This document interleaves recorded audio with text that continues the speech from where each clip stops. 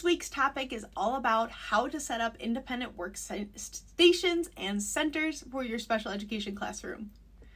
So my independent workstations are my favorite activities for my students.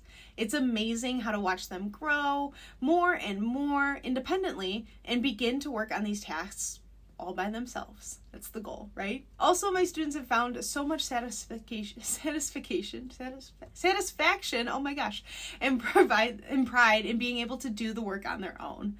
Plus, I know a lot of classrooms are short on aides during the school year, so after teaching your students how to use a work test and a work task station, you shouldn't even have to need any aides to be able to run it.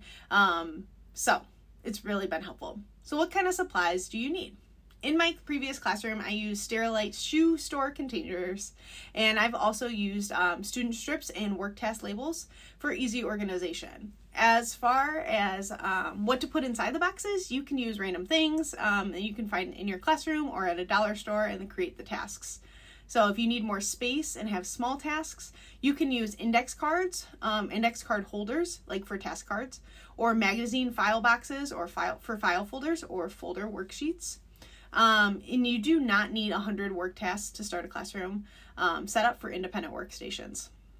A teacher can easily start with 10 or 20 boxes of activities and add more as you think of them. A great way to collect items for task boxes is to ask your family and friends to donate supplies. You can also create a donors choose page to get your classroom funded. So if that's an option for you, try that.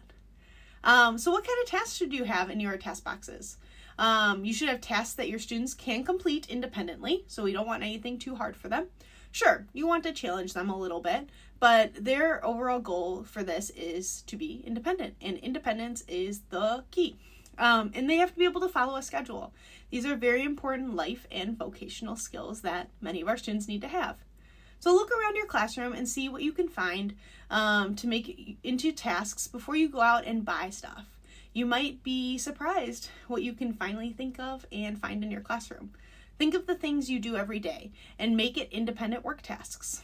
Some things like washing dishes, folding clothes, sorting your pens and pencils, sharpening pencils. Whatever tasks you have for your students do, just make sure to teach their students to put their work back in the box and completed. Do not let them see that you take it apart. That devalues their work, and we want our students to know that they are valued and that their work matters. Plus, it's not realistic.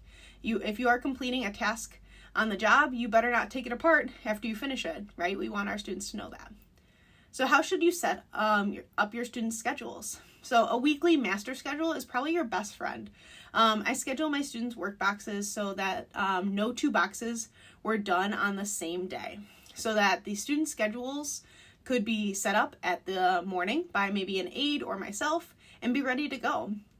Sometimes students repeated the tasks in the week, but for the most part, they had a variety of maybe 6 to 12 boxes that they completed weekly. And some students don't do work tasks on various days due to various therapies and things. We know schedules are crazy.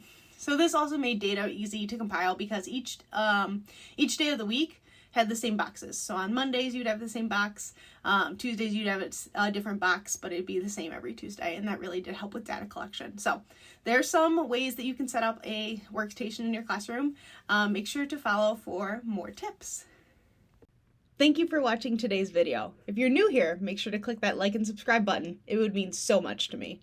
Click the bell to get notifications for when new videos get released or I go live. As always, leave a comment if you have any questions.